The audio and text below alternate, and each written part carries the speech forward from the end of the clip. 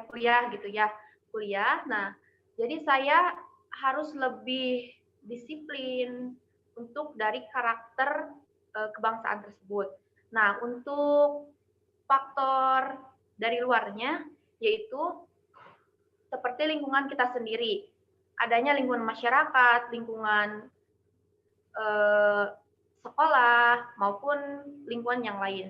Nah, di sana juga faktor yang mempengaruhi terhadap kita sendiri sebagai karakter kebangsaan, di mana karakter tersebut akan menjumpai adanya dampak-dampak atau faktor yang mengakibatkan kita menjalin adanya relasi antara satu dengan yang lainnya.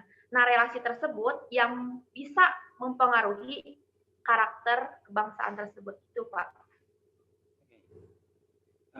Berarti dampak Anda sebagai seorang mahasiswa ya dalam hal ini adalah sebagai subjeknya, kemudian keluarga dalam hal ini berkedudukan sebagai subjek dan negara sebagai subjek. Jadi tiga-tiganya mempunyai posisi yang setara, kira-kira gitu kalau saya bisa tangkap, Mbak.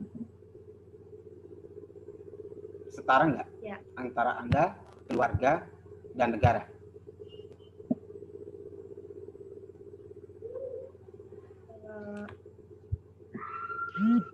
Kalau setara sih tidak ya, Pak. Semua faktor tersebut memiliki untuk mengembangkan atau mengubah karakter kebangsaan yang lebih baik lagi. Gitu, Pak. Oke. Kelewat. Mbak siapa yang satu Zoom dengan Mbak? Leida, Pak. Ya. Leida. Mbak Leida, LE. Ya. Kalau menurut pandangan Mbak Leida sendiri gimana? Jangan bilang sama, di sini tidak ada kata sama ya. Ntar kalau bilang sama berarti nyontek.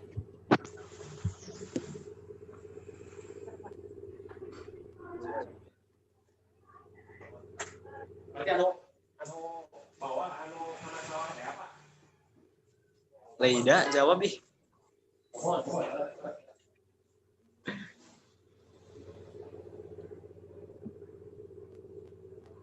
Silakan Mbak Leida.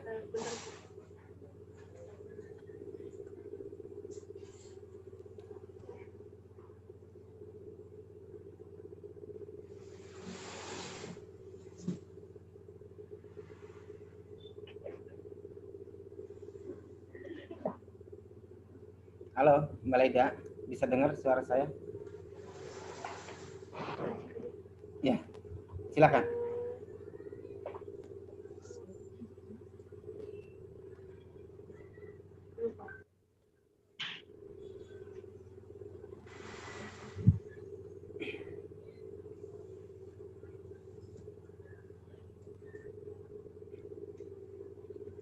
Oke ya, belum siap mungkin atau sedang.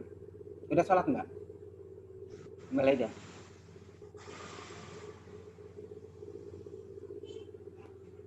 Belum siapa. Apa? Belum siapa ya, Pak. Itu kan jawaban itu sebetulnya sudah Anda berikan dan sudah saya waktu Anda mengerjakan soal. Nah makanya, itu kan ya, klarifikasi terhadap jawaban yang Anda berikan. Nah itu, jadi ada semacam klarifikasi sehingga kita semua ketika dihadapkan pada masalah-masalah berkenaan dengan mata kuliah itu memang harus kita lakukan klarifikasi. Silakan Mbak Era. Pak. Ya. Gimana Pak?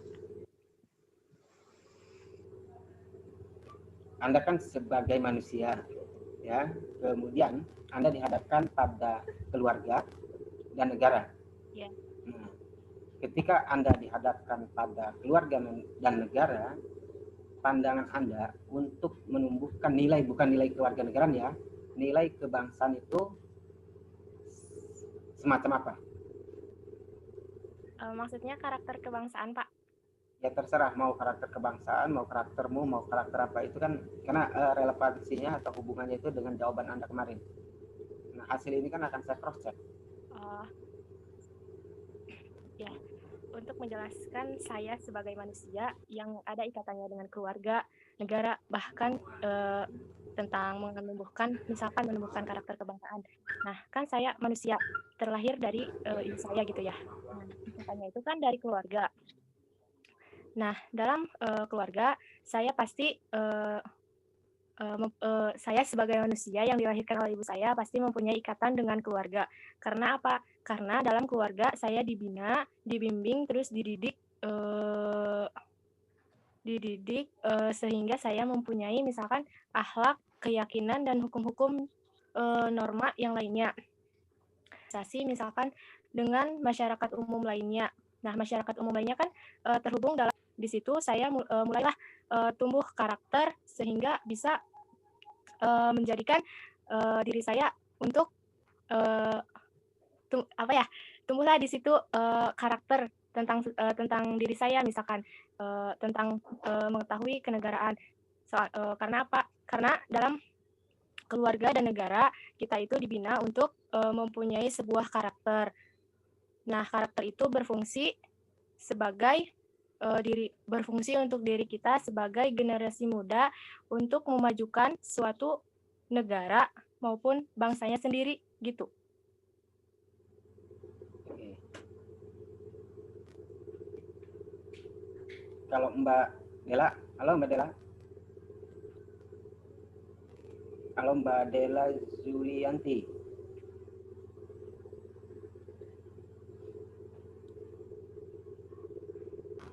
Oke, tidak ada mungkin ya. Mbak, oke, coba nama. Ya. Iya Pak. Ya, kalau dalam pandangan Mbak sendiri gimana? Tadi Bapak suaranya putus-putus. Pandangan apa tadi Pak? Ya, Anda sebagai manusia dihadapkan pada keluarga dan negara. Bagaimana Anda dihadapkan kepada keluarga dan negara itu melahirkan ya nilai-nilai kebangsaannya seperti apa kira-kira?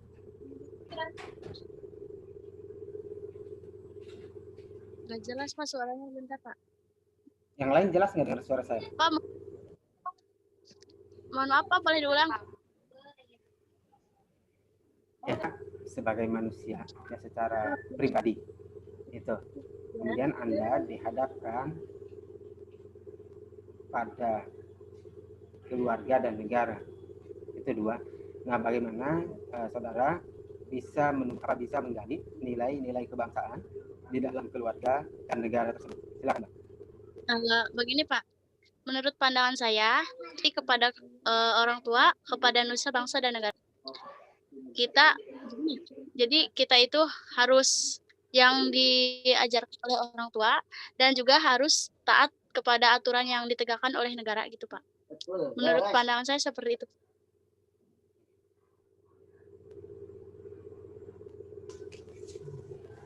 Oke.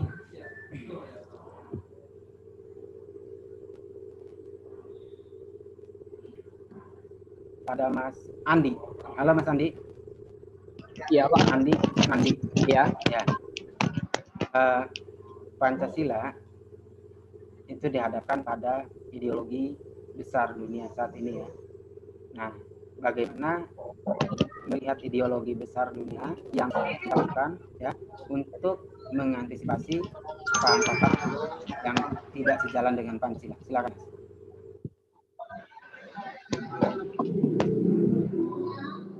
Gimana Pak? Apa yang harus kita lakukan? Apa yang harus kita lakukan untuk mengantisipasi ideologi besar dunia yang mempengaruhi Pancasila? Bukan.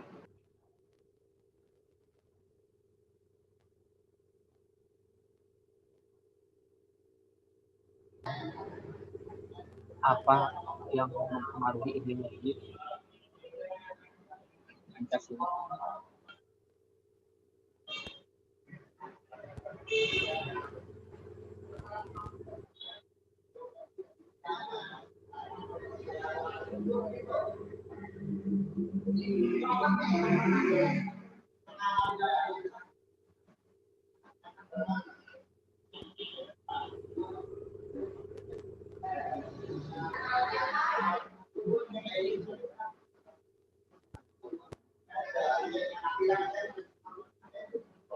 Halo Mas Andi.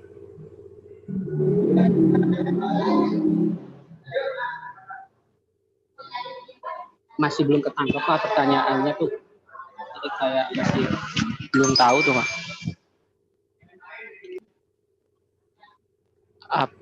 Halo Mas Andi, bisa dengar suara saya nggak? Kedengar Pak. Tadi yang kan tadi pertanyaannya saya tulis ya Pak. Yang saya tulis tuh tadi cuman baru apa yang harus kita lakukan.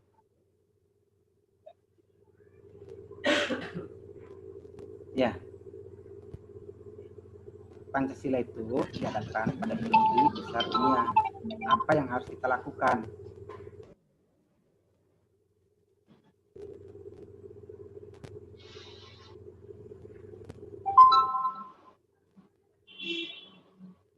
Halo Mas Andi.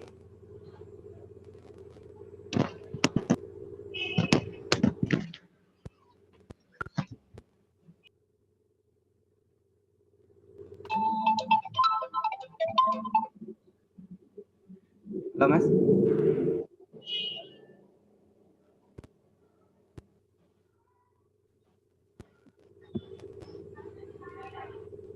Halo Mas Andi, bisa dengar suara saya nggak?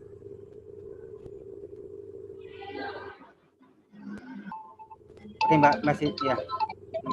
Mungkin lagi cari jawaban seperti apa. Kita ke Mbak Siti Maria. Halo Mbak Siti. Siti Maria. Gimana Ya. mohon soalnya baru masuk tadi itu ada double koneksinya. Halo Mbak Siti. Dengar suara saya nggak Mbak Siti? Siti Maria. Di-unmute.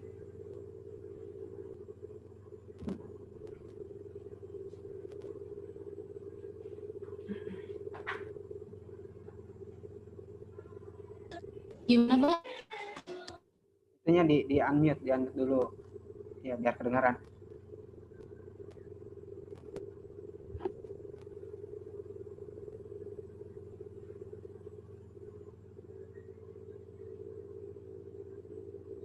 Mbak Siti, Mohon maaf ya. putus-putus. Ininya di-unmute dulu. Kok di saya masih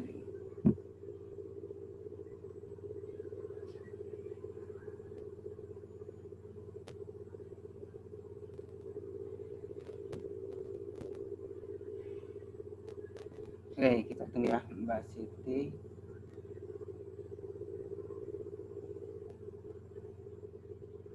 Mbak Dina Dianati. Halo? Bisa, Ya, bisa dengar suara saya nggak Mbak? bisa Pak. Oke, nah kalau menurut Mbak Dina, apa yang harus dilakukan ketika ideologi negara kita dihadapkan pada ideologi besar dunia?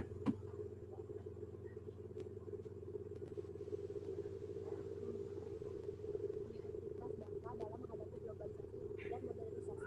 Salah satu caranya lewat penguatan kesadaran bela negara, mempertahankan dan menegakkan kemerdekaan dan penanaman nilai-nilai Pancasila.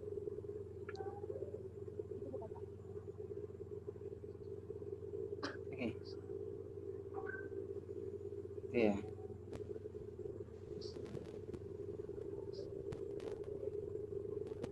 Kemudian Sahrul, halo Mas Sahrul. Halo Mas Sahrul. Ya Pak. Ya, kalau menurut pandangan Anda, ya, Indonesia dihadapkan pada ideologi dunia itu sebaiknya seperti apa? Halo Pak. Gimana Pak? Halo Pak. Ya, silakan Mas Sahrul. Pak, mohon maaf Pak, tadi agak putus-putus suaranya. Buat pertanyaannya tadi bisa diulang dulu nggak Pak? Sarul agak putus-putus soalnya Pak. Mohon maaf Pak.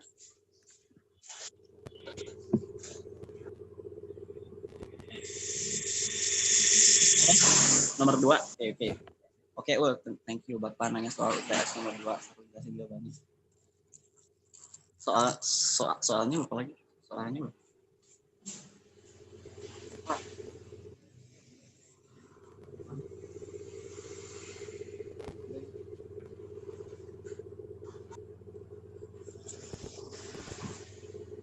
salah satu ideologi dunia saat ini adalah sekularisme. Jelaskan maksud dari ideologi tersebut dan jelaskan hubungannya dengan ideologi hubungannya dengan nilai Pancasila.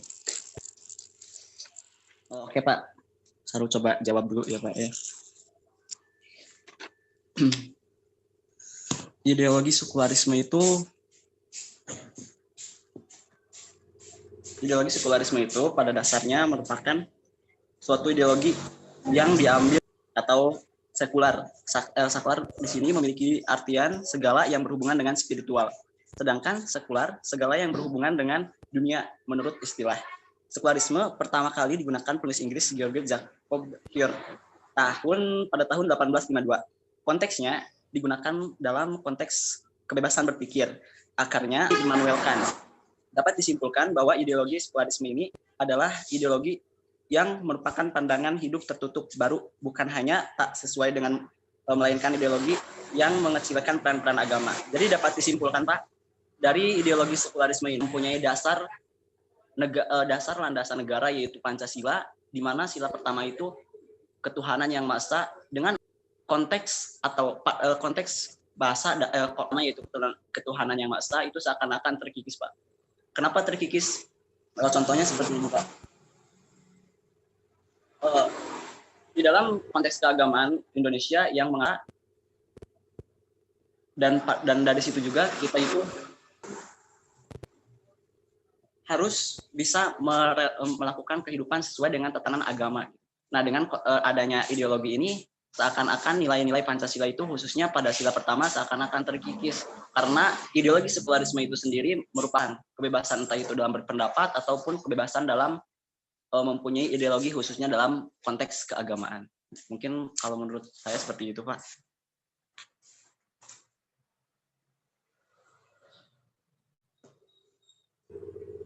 Oke, baik. Coba saya ke Mbak Yang ya, Mbak Yang Haweriah. Halo Mbak Yang. Ya, halo Pak, Assalamualaikum. Waalaikumsalam. Menurut Mbak Yang seperti apa Mbak? Bagaimana apa yang dikatakan Mas Sahrul itu kira-kira sepaham nggak? Dan tolong berikan argumentasinya.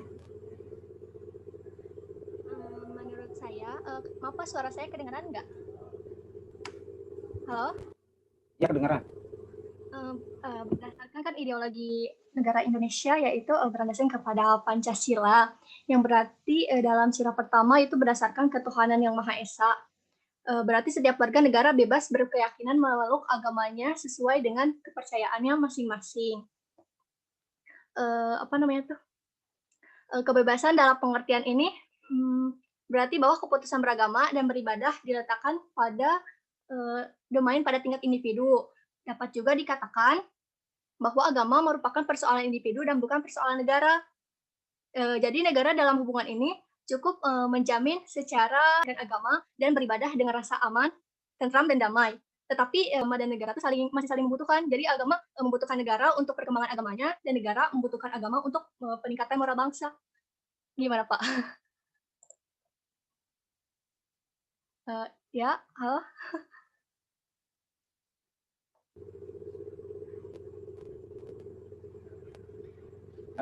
Mbak Padia.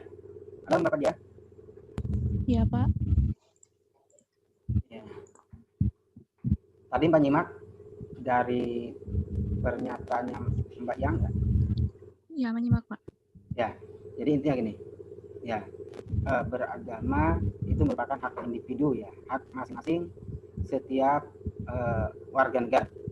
Namun di dalam di negara kita sebetulnya salah satu yang menjadi urusan pemerintah pusat adalah keagamaan. Nah, kira-kira pernyataan Mbak Yang itu kontradiktif nggak dengan urusan negara tersebut? Silakan argumentasinya.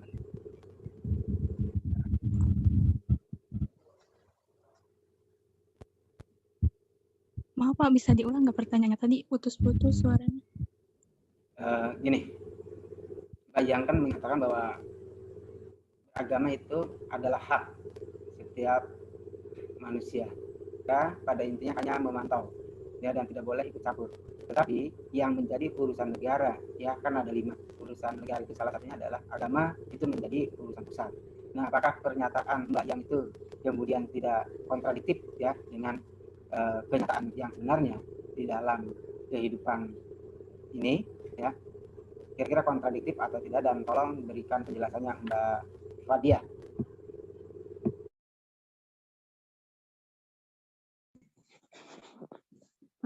Menurut saya sih kan tidak. Tadi kan kata Teh Iyang kan negara juga membutuhkan agama untuk moral kenegaraannya.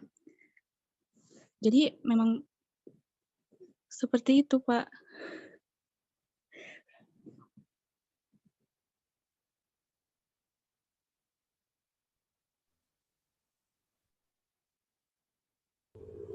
Ya gimana Mbak?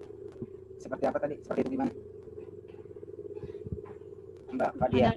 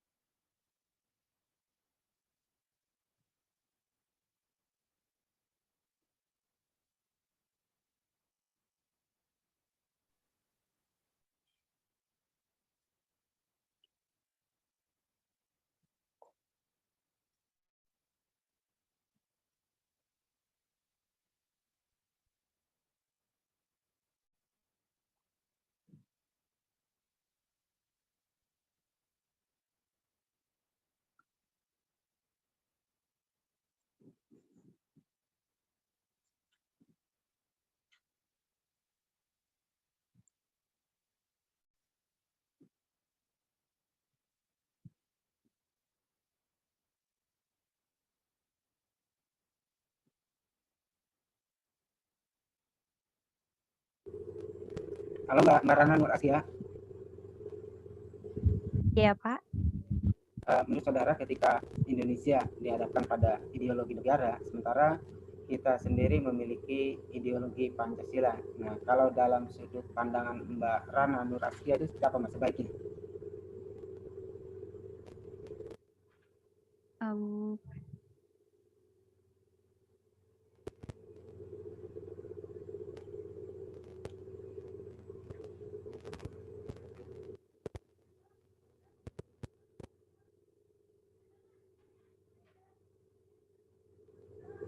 Halo Mbak Rana.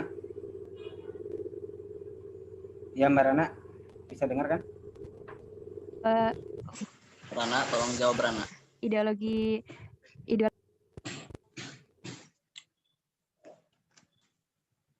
hubungannya dengan negara kita Indonesia itu kan ideologi sekularisme sudah jelas bahwa ideologi sekularisme adalah ideologi yang menyatakan bahwa sebuah institusi atau badan negara yang menunjang kebebasan beragama. Jadi hubungannya dengan ideologi sekularisme dengan nilai-nilai Pancasila adalah berhubungan dengan sila pertama, yaitu ketuhanan yang Maha Esa. Ketuhanan yang Maha Esa, di mana dalam itu kita harus percaya dan takwa kepada Tuhan yang Maha Esa sesuai dengan agama dan kepercayaannya masing-masing. Menurut dasar kemanusiaan yang adil dan beradab juga. Terus juga kita harus saling rukun dan saling menghormati sesama antar pemeluk agama yang lainnya. Itu. Agar supaya tercipta kehidupan yang rukun, Pak. Oke, terima kasih Mbak Rana. Dan saya minta pendapatnya dari Mbak Siti Masito. Halo Mbak Siti Masito. Mbak Siti Masito.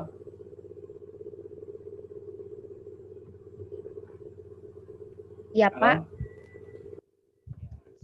Nah, pertanyaan saya balik, ketika Indonesia dihadapkan pada salah satu ideologi, yakni komunisme atau nilai-nilai yang relevan dari ideologi sosialis itu terhadap ideologi Pancasila. Silakan Mbak. Pak, bisa diulang? Ya, nilai-nilai yang relevan atau mirip dengan ideologi Pancasila yang terdapat di dalam ideologi sosialis, nilai-nilainya. Silakan, Mbak.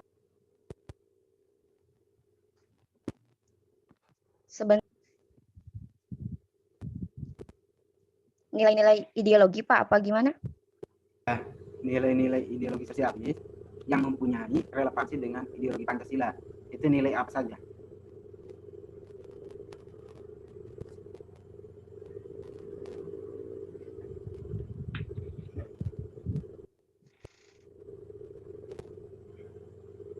Nilai-nilai yang terkandung dalam Pancasila menjadi cita-cita yang dapat dicapai menjadi pedoman hidup dalam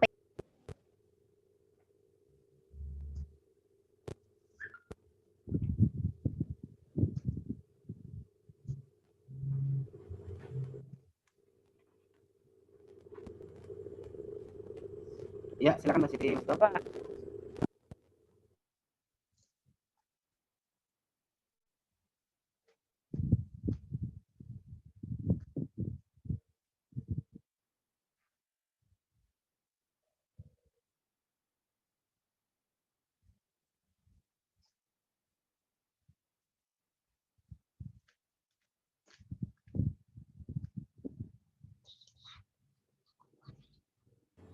Halo Mbak Siti, dengar suara saya nggak Mbak Siti Masito?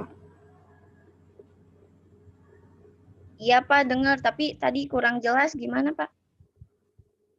Iya, tadi kan bicara tentang ideologi sosialis. Nah, nilai-nilai apa yang bisa diambil dari ideologi sosialis yang memiliki hubungan dengan nilai-nilai Pancasila?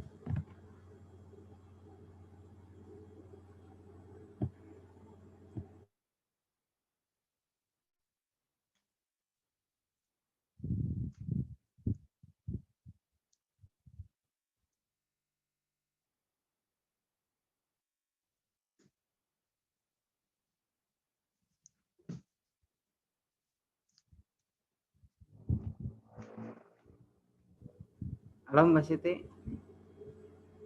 Iya Pak. Gimana? Sebentar Pak.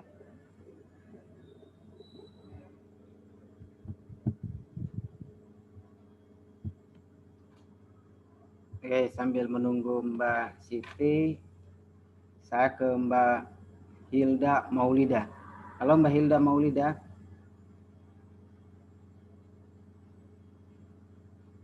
Halo, halo Mbak Hilda.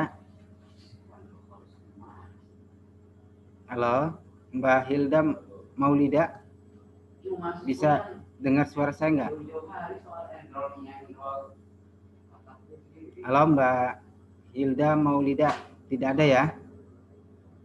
Kemudian Mbak F Lina Amelia.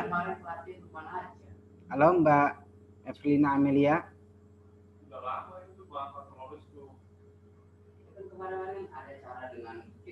Lina Amelia tidak ada ya. Mbak Hoirin Inayah.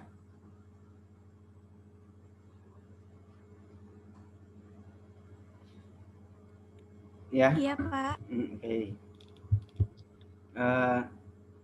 Mbak Hoirin Inayah, menurut saudara nilai-nilai apa yang bisa diambil dari ideologi sosialis terhadap ideologi Pancasila? Oke.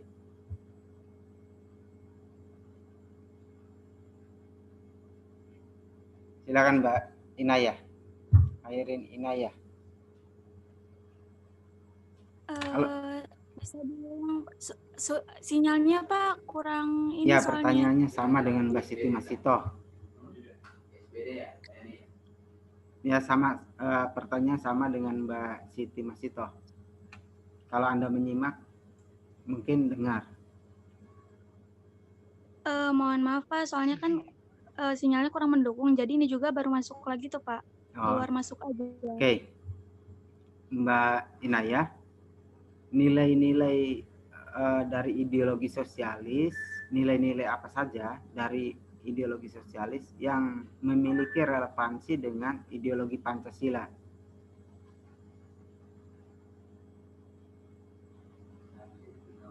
Halo Mbak Inaya. Oke, lab ya Mbak Inaya. Ya? Udah keluar. Oke, keluar.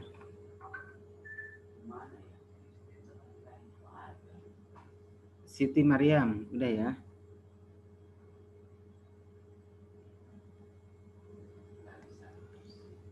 Ya, Mbak.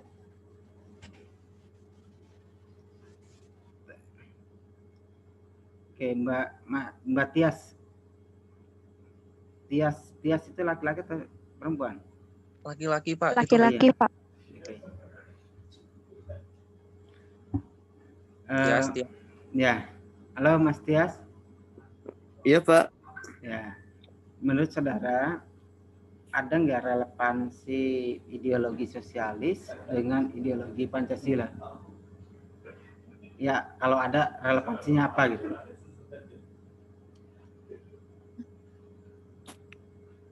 Apa ya? Paling dicari dulu Pak, soalnya pemahaman saya tentang ideologi sosialisnya masih kurang. Kurang kemana Pak?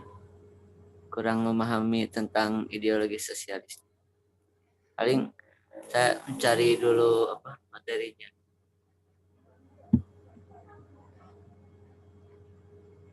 Oke, Mbak Ulfa. Halo Mbak Ulfa.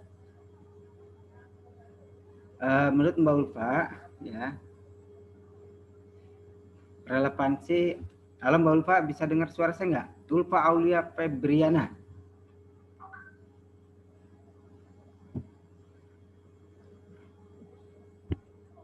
Halo Mbak Ulfa. Ulfa Aulia. Ya Pak.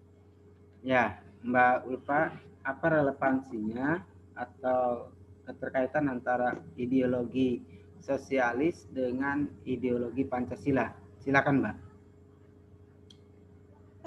Sepengetahuan saya, nilai-nilai sosialis itu seperti nilai kebebasan, nilai keadilan, solidaritas, dan juga demokrasi. Relevansinya dengan Pancasila itu menurut saya ada, yaitu berkaitan dengan nilai-nilai Pancasila pada saat berhubungan dengan solidaritas, dan juga pada sila keempat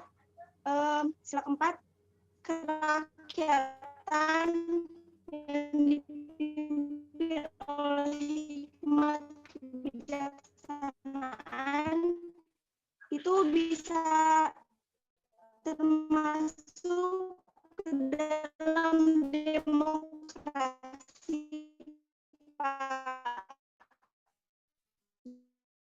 Dan juga nilai persatuan. Nomor sila kelimanya itu keadilan.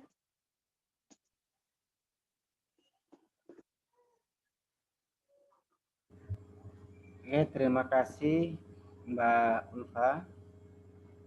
Sekarang saya mau tahu dari Nur Fauziah. Mbak Nur Fauziah. Halo Mbak Nur Fauziah. Iya, Pak. Ya. Kalau menurut Mbak Nur Fauziah, ada nggak nilai-nilai sosialis dalam dalam ideologi Pancasila itu ada nggak? Nilai-nilai sosialis Silakan, Mbak. dalam ideologi Pancasila. Iya. Menurut saya nilai-nilai sosialis dalam ideologi Pancasila itu sebentar Pak.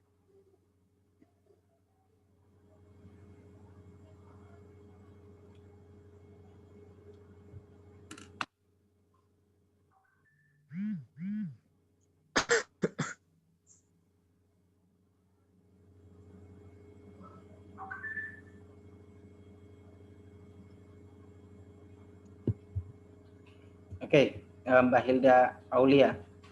Halo Mbak Hilda Aulia. Ya. Halo. Ya.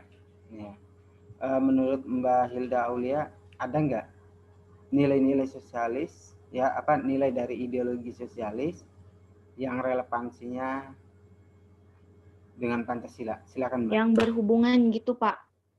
Ya. Kalau menurut Silakan. saya sendiri, nilai sosialis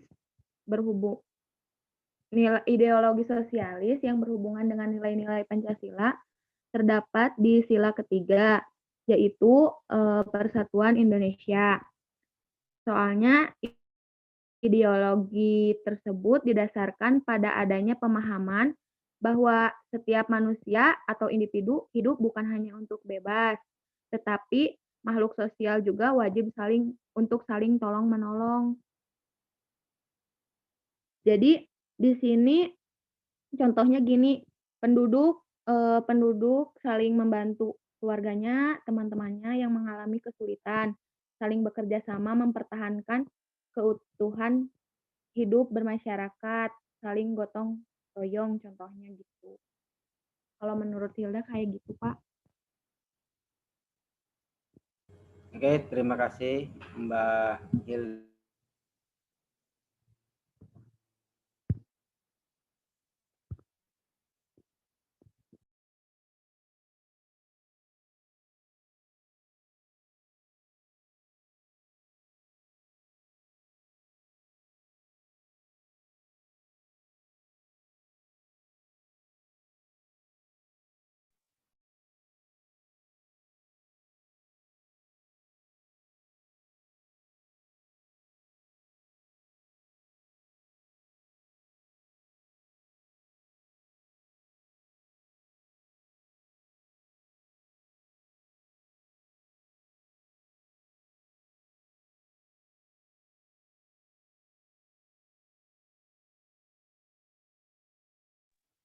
Mohon maaf Pak, speakernya ini nggak kedengeran gitu, di unmute mungkin.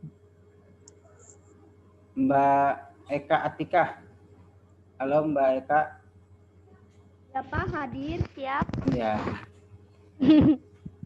Kalau ideologi liberal itu sendiri ada nggak hubungannya dengan Pancasila, Mbak? Ideologi liberalisme, ya. Ada nggak, Mbak? Sebentar Pak, Tentang kebebasan ya. tentang kebebasan. Menurut pendapat saya, ideologi liberal itu ada kaitannya dengan Pancasila. Kenapa ada kaitannya dengan Pancasila? Jadi kita selaku warga negara Republik Indonesia berhak untuk mengeluarkan pendapat secara terbuka gitu. Adanya kebebasan itu seperti itu Pak. Jadi tidak ada tekanan dari orang lain seperti itu. Jadi kita berhak mengeluarkan pendapat dalam segi hal yang positif seperti itu Pak. Adanya kebebasan seperti itu. Kemudian adanya juga kebebasan dalam memeluk agama. Dapat dikatakan atau dapat disebutkan dalam sila pertama, yaitu ketuhanan yang Maha Esa, di mana semua warga negara Indonesia berhak memilih atau memeluk agamanya sesuai kepercayaan atau sesuai hati nurani masing-masing. Seperti itu Pak, mungkin pendapat dari saya. Kalau menurut Mbak Ella Hanum, Fadilah gimana Mbak? Halo Mbak Ella. Oke, terima kasih Mbak Eka. Ya, silakan Mbak Hanum. Ya Pak. Ella Hanum. Ya, silakan Mbak Ella Hanum.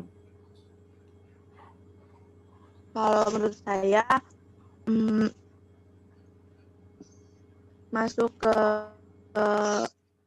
hubungan ideologi liberalisme berhubungan dengan nilai-nilai Pancasila yang kelima Pak, yaitu keadilan sosial bagi seluruh rakyat Indonesia. Jadi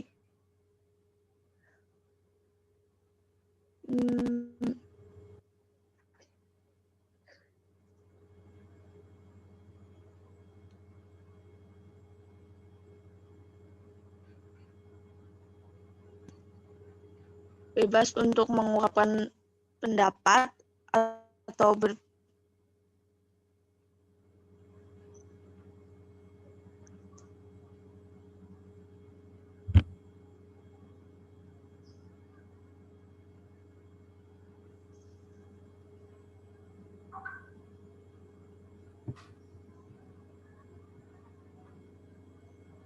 Halo Mbak Ella, bisa dengar suara saya nggak? Bisa Pak. Ya, silakan lanjut.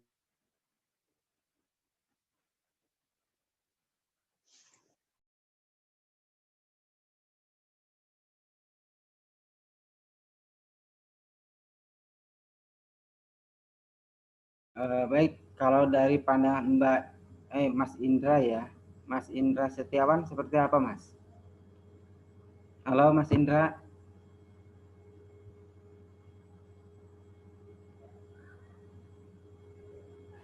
Halo Mas Indra Setiawan, bisa dengar suara saya?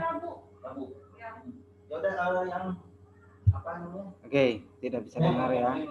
Kemudian kalau Mbak Hanuf Azhara, halo Mbak Hanuf Azhara. Halo? Halo Mbak Hanuf Azhara.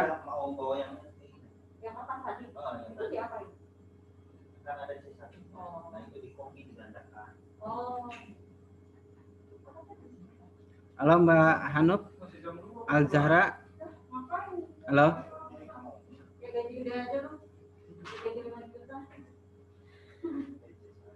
Halo.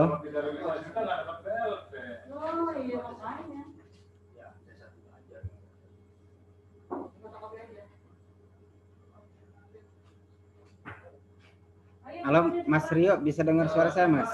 Mas Rio. Mbak Alvina bisa dengar suara saya? Bisa, Pak. Oke, Mas Rio Agustriana, ada nggak?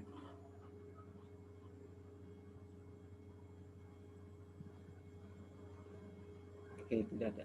Mbak Nok Dedeh. Halo, Mbak Nok. Oke.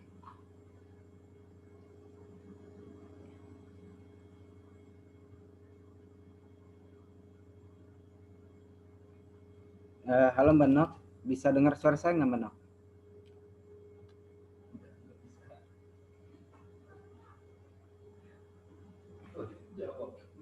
Oke.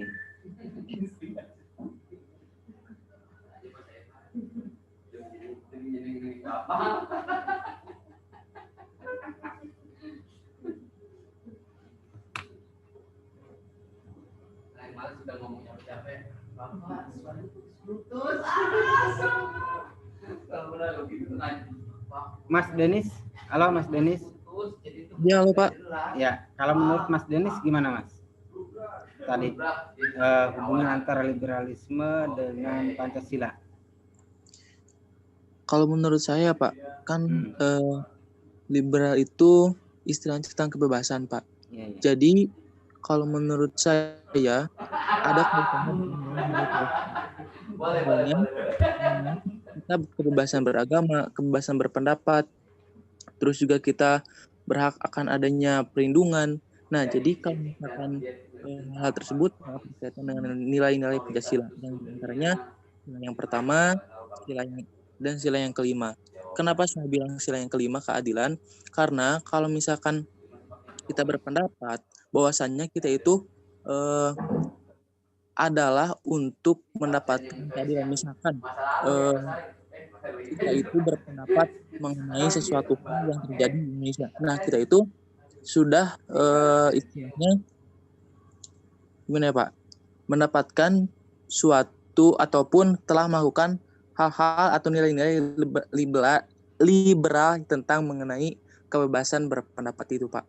Seperti itu mungkin. Oke, terima kasih Mas Denis ya. Sama-sama Pak.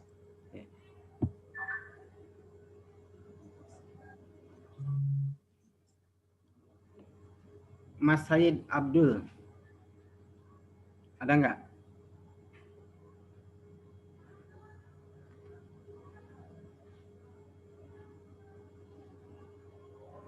Mas Abdul, Said, halo.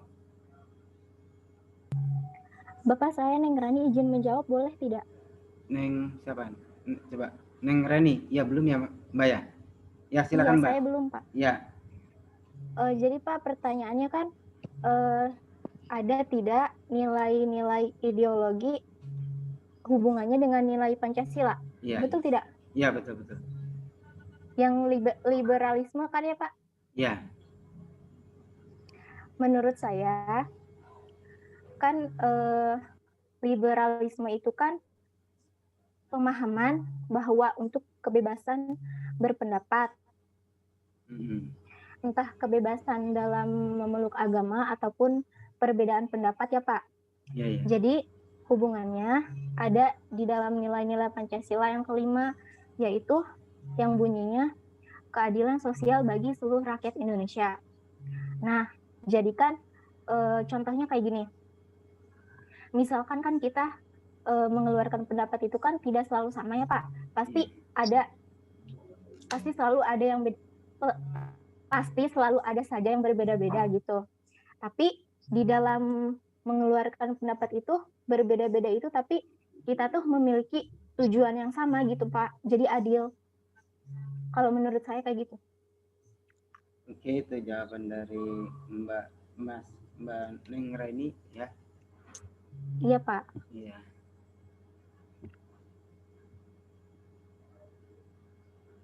Mas Andika, halo.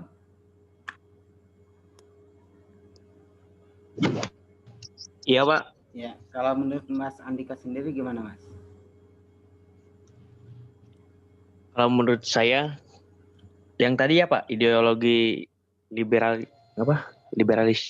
Iya, iya. Kalau menurut saya, kan ideologi liberalis kan pengertiannya adalah kebebasan. Dalam nilai-nilai Pancasila terdapat di sila kelima. Kan sila kelima itu kan keadilan sosial bagi seluruh rakyat Indonesia. Jadi di antara kita diberikan kebebasan, diberikan juga keadilan gitu. Keadilan kebebasan berpendapat gitu Pak. Menurut saya begitu. Oke, terima kasih Mbak Efrina Amelia, tidak ada ya.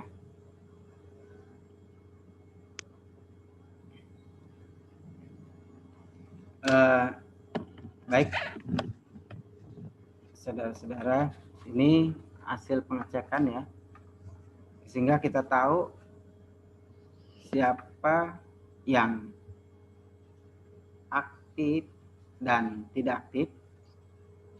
Dan nanti kalau masih ada di sini tapi memang tidak sebut saya namanya, tolong ntar di unmute kemudian bicara gitu ya.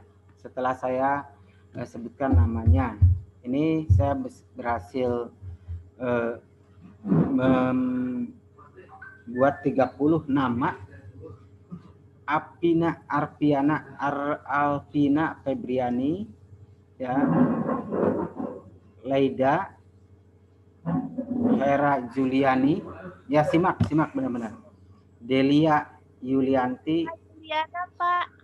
Siapa? Hera Juliana, bukan Juliani. Juliani mah nama belakang saya Pak.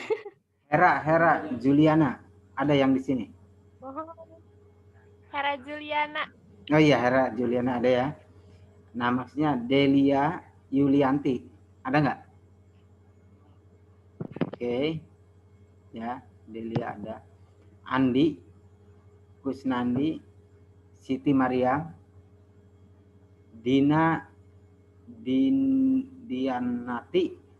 Daniati Pak. Daniati. Karena tulisannya itu Dianati. Ya benar ya, saya nggak salah absen berarti. Oke. Kemudian Sahrul Iyang. Ya hadir Pak. Iya. Padiah ya. Rana Nur ada ya. Siti Masito. Ya, Hilda. Pak. Hilda siapa nih? Ada 2 Hilda tuh. Hilda Maulida. Ya tidak ada ya. Khairin Inayah. Tidak. Tias Harsa Ulfah Aulia. Nur Fauzia. Hilda Aulia. Iya Pak, Hilda Aulia. Tadi nggak ada suaranya ya? Oh iya, yang satunya ya, ada Tadi 2 Hilda. Hilda Aulia Pak. Sekarang Hilda Aulia. Iya, Hilda Aulia ya. Tadi Hilda Maulida. Hilda Iya, Aulia. iya. Oke. Eka Atikah ya. Oke. Sama Eka Hanum. Kemudian Indra Setiawan, Hanuk Azara, Rio Agustian, Enok Dedah, Denis Prasetyo, Sayid Abud, Neng Prasetya. Iya, Prasetya, Sayid Abud, ada tidak nongol tadi, Neng Reni, kemudian Muhammad Adian. Mohon maaf Bapak, Neng Rani. Oh, Neng bukan Rani. Neng Reni. Iya, Rani ya.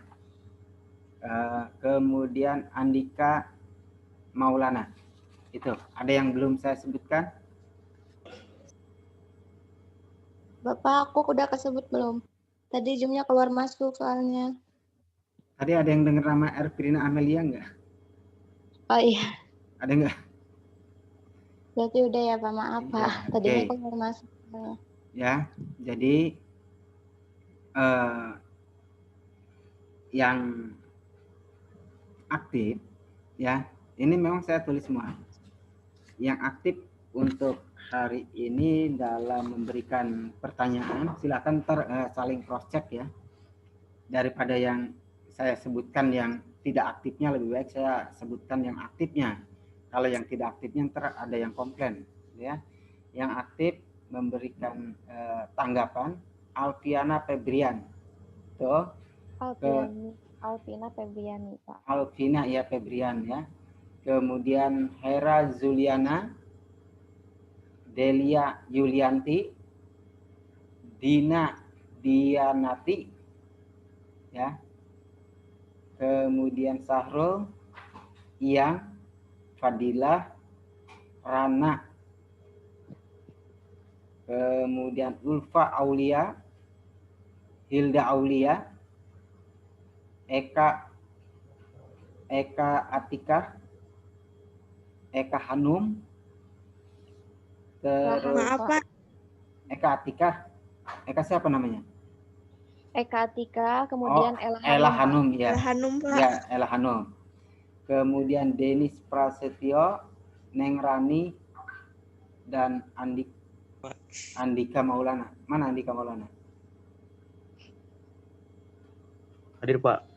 Ya, itu berdasarkan pengecekan yang di sini ketika saya tanya memang ada respon ya.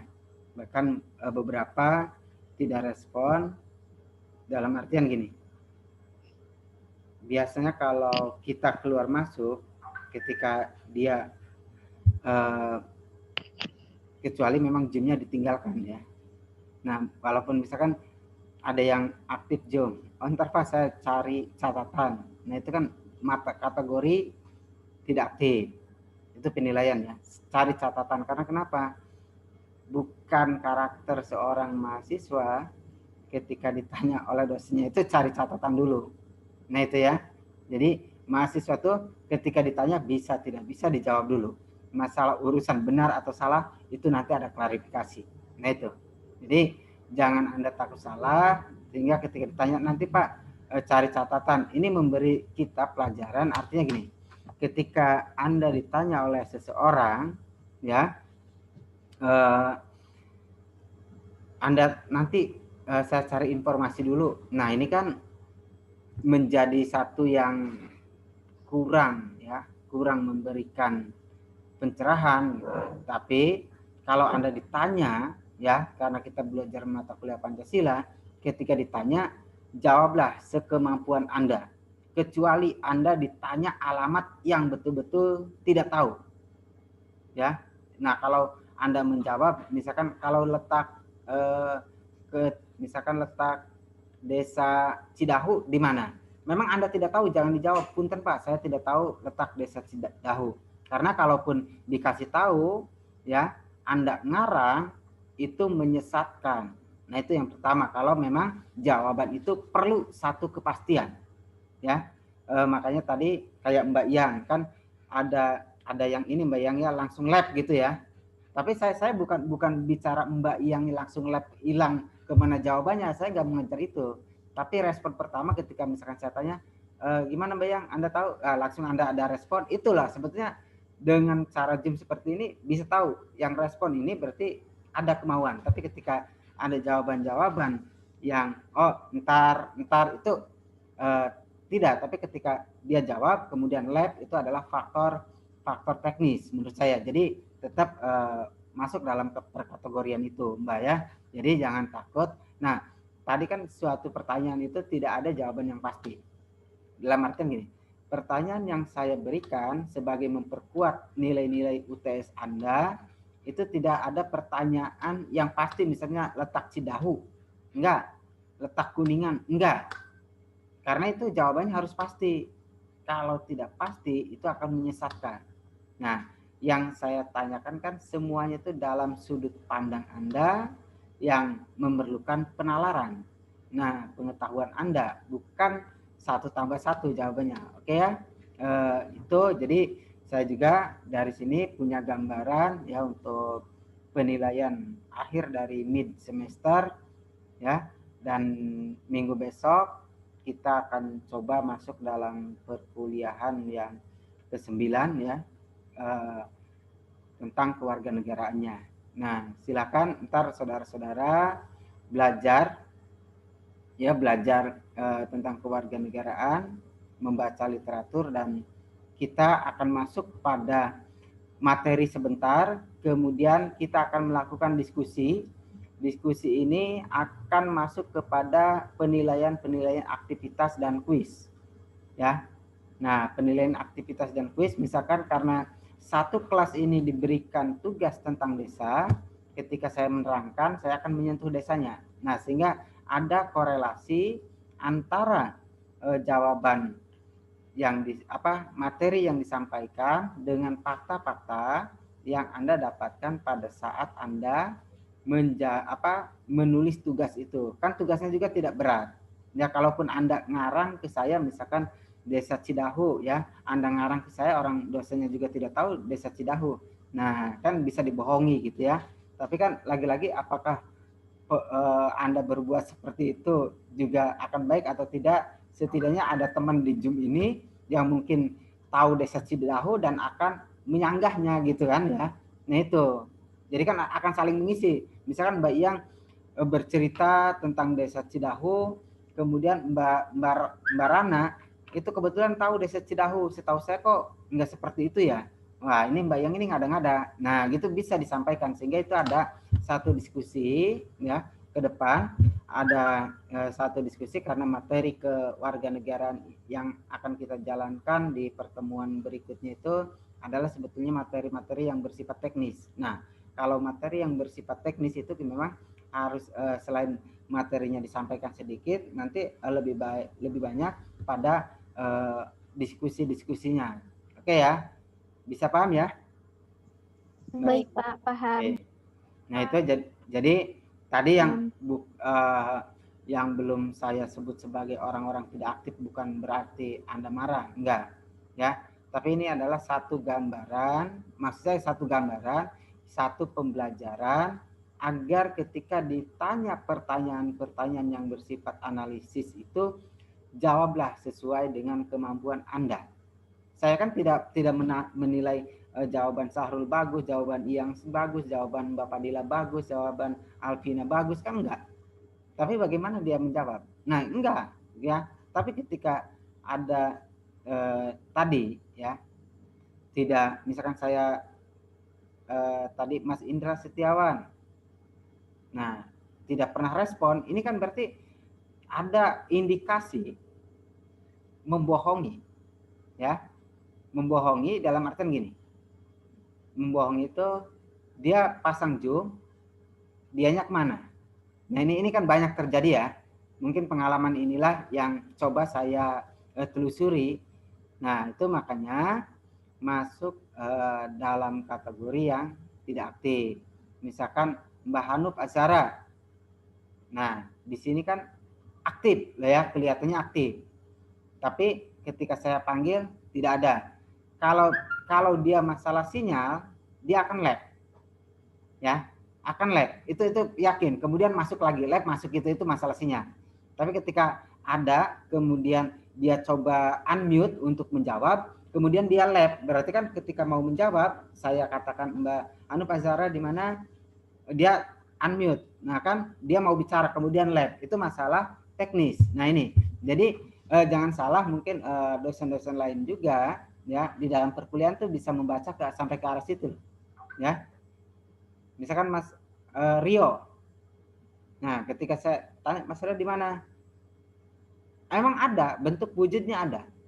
Tapi tidak ada respon, atau ketika saya tanya, dia tidak coba menjawab, kemudian lab. Nah, ini berarti ada satu ya, bahwa dia sebetulnya punya usaha. Nah, ini ya, jadi usaha untuk mengikuti kuliah, tapi karena ketika kan ada, ketika kita ingin menampilkan video, biasanya sinyal tidak kuat dan kita akhirnya lab.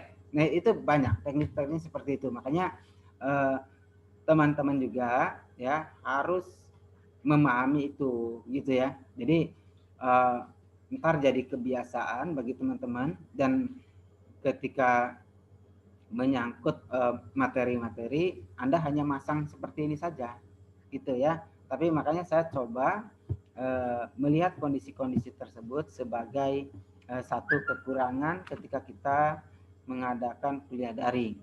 Nah, untuk hari Kamis berarti kita ketemu ya. Hari Kamis itu bisa tatap muka nggak di sana? Mbak ya, bisa tatap muka? Dosen lain ada yang tatap muka nggak? Kebetulannya yang kemarin juga Pak minta tatap muka, tapi katanya belum diizinin sama Pak Ketuanya Pak. Oh belum, oke ya. Oke, berarti gini, sistemnya kalau misalkan ada yang mengizinkan dari pihak kampusnya, tolong beritahu saya. Sehingga gini, kalau udah mungkin jarak saya yang jauh ya, jadi kan harus saya persiapan dalam artian sehingga memberitahunya misalkan hari ini tatap muka jam, biasanya kita kuliah sore ya jam 1. Iya Pak, habis ya, zuhur. Habis zuhur, misalkan kita kuliah jam 1. Ya tadi malam itu ngasih taunya. Nah gitu ya. Sehingga ketika saya takutnya pagi ya saya suruh kemana, tapi kan kalau malamnya dikasih tahu Pak, besok kita sudah diizinkan tatap muka dalam skala terbatas. Nah berarti saya kan malamnya udah ada persiapan untuk ke sana ya. Kalaupun pagi disuruh kemana kan berarti saya udah bikin acara yang betul-betul saya sudah janji pada Anda semua. Itu yang pertama. Yang kedua, kecuali memang jadwalnya itu sudah bisa tatap muka. Kalau tatap muka misalkan jadwalnya sudah ada dan saya tidak ke sana, ya itu berarti kesalahan ada di saya, karena kan udah tahu jadwalnya itu hari itu gitu ya. Nah, ketika misalkan teman-teman ada yang lupa nih ngasih tahu. Nah, kemudian ada yang ngasih tahu dan saya tidak hadir ke sana, berarti itu adalah kesalahan ada di saya. Nah, begitu juga ketika saya tidak ada keterlambatan, teman-teman boleh menagih ya berkaitan dengan mata kuliah ini tentang pertemuannya. Nah, oke. Nah, sebetulnya di dalam mata kuliah yang tadi dijelaskan oleh teman-teman semua, itulah yang namanya evaluasi. Evaluasi itu ada dua bentuk. Ada evaluasi yang tertulis, kemudian ada evaluasi yang disampaikan secara lisan. Nah, karena bahasa tulis itu bahasa melalui daring yang tidak tahu bagaimana Anda menjawab, asal jawaban dari mana, itu jawabannya dibikin dalam bentuk Word nggak? Word ya? Word. Nah, Iya, itu kan Word. Oke. Nah, kalau dalam bentuk Word, nanti juga saya bisa mengecek apakah Anda memang mengetik oleh tangan Anda, jari-jari Anda, atau Anda akan copy paste. Kan bisa dirubah, itu bisa ketahuan. Nah itu, jadi sampai segitunya sih Pak penilaiannya. Iya Pak, betul.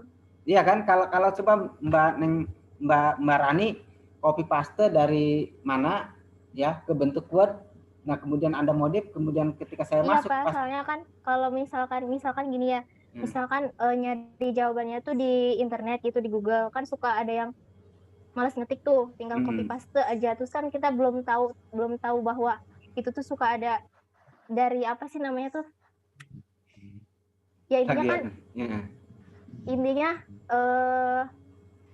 aksara dari laptop sama yang di copy paste itu kan suka beda-beda gitu, Pak. Iya. Nah itu juga ya. Jadi istilahnya kalau Mbak Rani itu kan sudah tahu ya. Jadi oh jangan saya melakukan ini. Memang walaupun itu saya ngambil dari mana, saya nggak mau. Nah kadang kan ada yang malas kemudian copy paste tempel itu cepat ketahuan Mbak. Ya cepat Iya, ketahuan. Pak, seperti itu. Nah itu. Jadi saya juga, tapi jangan dibilang bahwa saya rewel ya. Kok Bapak kok rewel sih Pak? Kan jawaban. Nah itu artinya gini, ketika copy paste Anda tidak akan membaca. Itu aja. Anda tidak akan membaca, hanya menempelkan. Nah ini, tapi setidaknya kalau Anda mengetik dan ketika saya cek ini adalah betul hasil cekan, nah itu bisa ketahuan antara hasil mengetik Anda dengan hasil copy paste itu bisa ketahuan dengan cepat kalau memang soalnya itu dalam bentuk Word, gitu ya. Nah Anda kirimnya, nah begitu juga dengan tugas makalah. Makanya kan tugas makalah saya suruhnya apa? Ketik. Nah, jangan Anda copy paste. Ntar ada copy paste juga nih pasti. Nah, kalau Anda copy paste itu ketahuan dari font, dari apa itu tidak akan sama dan itu bisa diteliti lah ya. Jadi seperti ini yang akan saya lakukan penilaian terhadap teman-teman. Jadi jangan beranggapan Pak saya kan jawabannya luar biasa. Ya luar biasa, tapi kalau ketahuan jawabannya semacam itu ya di luar dugaan, akhirnya kan seperti itu Mbak ya. Jadi Mbak Alvina, Mas Sahrul, Mas Era ya, Mbak Delia, Mbak Iyang, Mbak Rana, Mbak Siti, Mbak Hilda ya, dan semuanya yang berada di ruang Zoom, kalau jawab itu harus hati-hati walaupun itu jawabannya adalah bentuknya tulisan gitu ya. Wah ini kan nggak ketahuan Pak sama dosennya, jangan salah loh. Untuk mengecek itu, dosen itu punya trik sendiri-sendiri. Nah, itulah ya, punya trik. Makanya saya kan selalu, saya buka aja gitu ya. Tadi ditambahkan oleh Mbak Rani, kemudian memang betul, itu trik-trik yang tidak bisa dibohongi. Nah, sebagus apapun jawaban-jawaban itu, kalau ada indikasi ke arah sana, ya kalau dosennya tahu mungkin akan dinilai. Apa tidak tahu akan dinilai. Tapi ketika ada indikasi ke sana, ya sudah nggak usah dinilai, ditaruh lagi aja. Nah karena kan ketika saya unduh ya jawabannya, saya masukkan ke PC laptop saya kan ketahuan tuh acak-acakan atau enggaknya. Kalau hasil ketikan itu tidak berubah. Ya kecuali berubahnya dari Anda menggunakan Word 2007, saya menggunakan misalkan Word-nya 2010. Nah itu ada perbedaan, tapi perbedaan itu bisa dipahami. Oke ya saudara-saudara, seperti itu, dan kita besok akan masuk kepada cara ya memperoleh dulu, cara memperoleh, sebetulnya ini terakhir, tapi kita dari cara memperoleh kewarganegaraan kita akan melahirkan warga negara yang lainnya, yaitu kita akan masuk besok pada pokok bahasan cara memperoleh kewarganegaraan ya. Cara tentunya kewarganegaraan umum dulu, kemudian baru masuk ke kewarganegaraan Indonesia ya. Jadi sehingga antara warga negara dengan bukan warga negara ada satu perbedaan yang sangat signifikan. Nah itulah yang akan kita bahas minggu depan. Oke, sampai sini ada yang akan ditanyakan? Atau cukup? Dari saya cukup, Pak. Oke. Oke, yang lain? Cukup, Pak. Oke ya. Oke, kita sampai bertemu di Kamis berarti ya, Kamis jam 1. Bapak, ya? mohon maaf. Saya Nengrani izin bertanya. Ya. Berarti untuk materi selanjutnya yaitu cara memperoleh kewarganegaraan. Ya, cara memperoleh kewarganegaraan ya. Hari Kamis.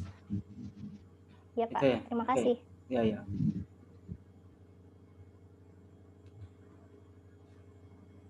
Oke, yang lain? Dan tentunya cara memperoleh kewarganegaraan itu nyambung sekali dengan tugas-tugas saudara. Ya di desa-desa itu gimana cara memperoleh, kan ada semua tuh. Nah gitu. Oke, tidak ada ya? Oke, kalau cukup. Oke, kalau tidak ada, saya akhiri ya. Assalamualaikum warahmatullahi wabarakatuh. Waalaikumsalam warahmatullahi wabarakatuh. Waalaikumsalam warahmatullahi wabarakatuh. Waalaikumsalam warahmatullahi wabarakatuh.